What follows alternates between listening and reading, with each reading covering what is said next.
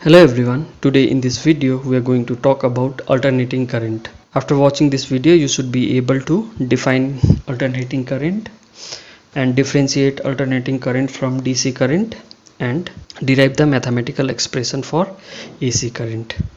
Before understanding AC current, let us see what are the different source of current. So one of the source of current is a cell or a battery. So if you connect a battery in a circuit, that time electrons in the circuit flow from negative terminal to the positive terminal. Motion of electron is one directional motion, that is from negative to positive. And another method to produce current is electromagnetic induction. By changing the magnetic flux through a coil, we can produce induced current. And if we rotate a coil in a magnetic field, that time the flux through the coil changes and the current flows in the circuit, but the direction of the current changes with the rotation of the coil. So we get an alternating current, meaning the direction and magnitude of the current changes with time. So out here you can see in a generator the electrons do not flow in one direction, they keeps on oscillating from their mean position. So this is the difference between AC alternating current and DC direct current. Out here you can see electrons are flowing in one direction only, but out here the direction of electrons are changing continuously. This is a water diagram to show the difference between DC and AC. So out here in DC the current flows in one direction, but in AC the current changes the direction with time. Now let's see the differences between DC and AC. So in DC current, the direction of current do not changes. Magnitude may change, but direction do not change. In AC, both magnitude and direction changes periodically, meaning after each equal interval of time the direction of current changes. And this is the graph for DC. So you can see out here with time the current is not changing, it is fixed. But in AC it's increasing, becoming maximum and becoming zero and increasing in negative side. That means both the direction and magnitude is changing with time. So this is the circuit. Out here we can show the direction of current, but in AC this is the symbol for source of AC, and here we don't show the direction of current because the direction keeps on changing. Frequency of DC current is 0 because the current do not change its direction, but the frequency of AC is not 0. And in direct current electrons flow in one direction, and in AC electrons moves in forward and backward direction. And the source of AC is AC generator and source of DC is either cell, battery or DC generators. So these are the pictures of different graphs for direct current. Out here you can see the value of current is not changing, but these three are varying DC where the value changes but it is not going to the negative side. So these are the pictures of alternating current. So out here you can see they are going into negative side also. So both magnitude and directions are changing, but this side only magnitudes are changing, not the direction.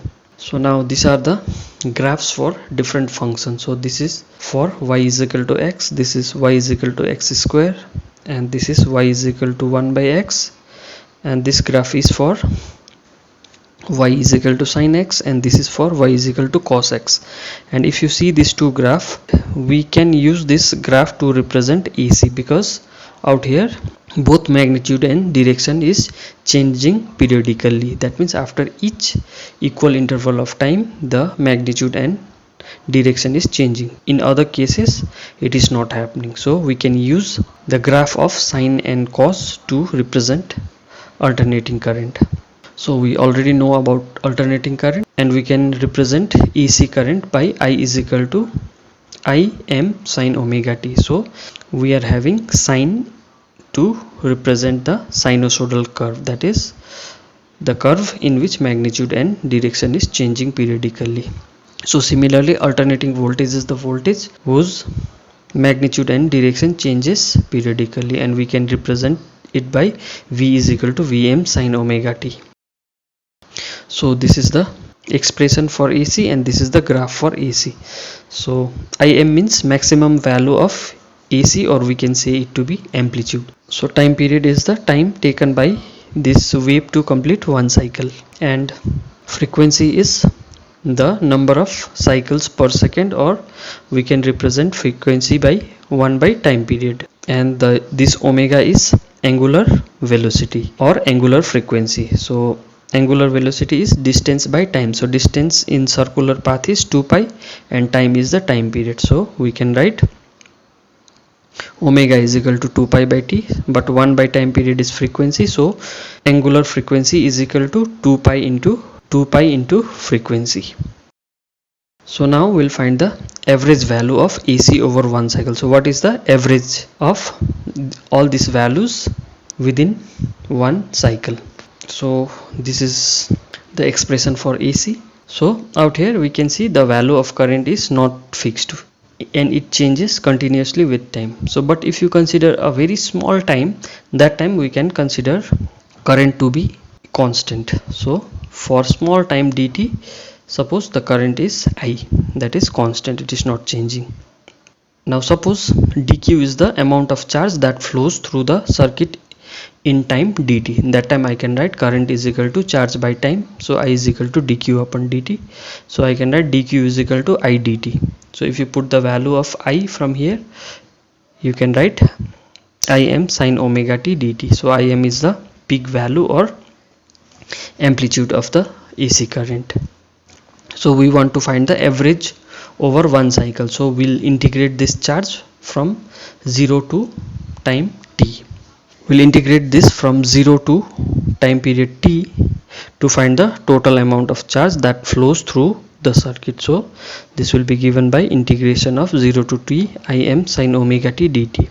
Im is a constant, so it will come out. So integration of sin omega t dt is minus cos omega t by this omega will come into the denominator, and the limit is from 0 to t.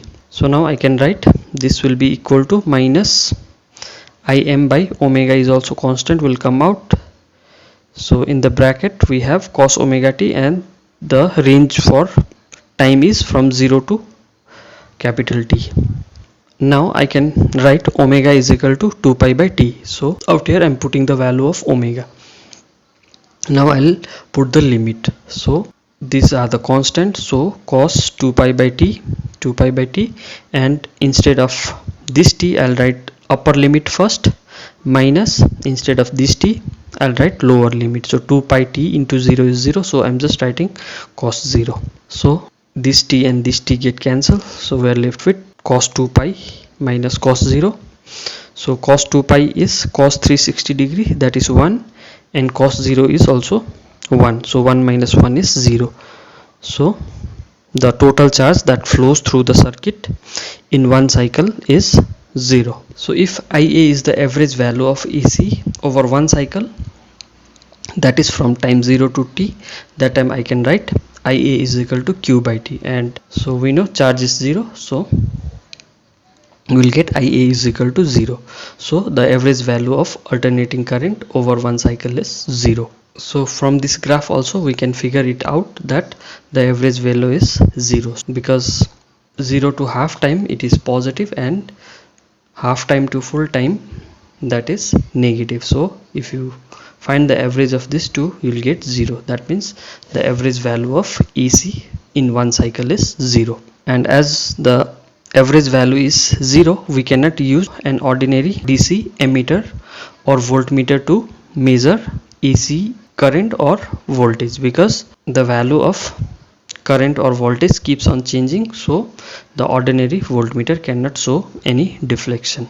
So to measure AC current, we make use of heating effect of current. In whatever direction the current flows, it produces the same amount of heat as DC. So now we'll talk about the advantages of AC over DC. So generation of AC is cheaper than DC, and it is very easy to get different values of AC by using a transformer, but in DC it will be difficult to get different values of DC. And in AC we can reduce the value of current without losing the current. So but in DC we have to make use of resistor, and resistors produces heat and the current get lost while decreasing the current. It is easy to convert AC to DC rather than DC to AC, and the power loss in AC is less, so that's why we send current from one point to another point as AC current, not as DC current. Disadvantage of AC is it is dangerous than DC current, so we'll discuss it later. So AC current attracts people, whereas DC gives repelling shock, and AC is transmitted from the surface of the conductor, whereas one more disadvantage is AC moves from the surface of the conductor. That is why we need to have a conductor like this for AC, so that we can have more surface for AC to flow. For DC we can use solid conductors like this. So now let's summarize the video.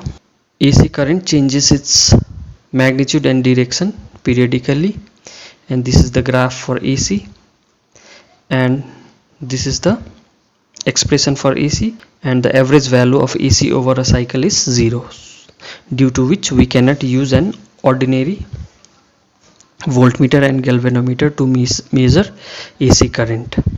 So this is the end of the video. Please don't forget to like the video and subscribe the channel, and please do comment also.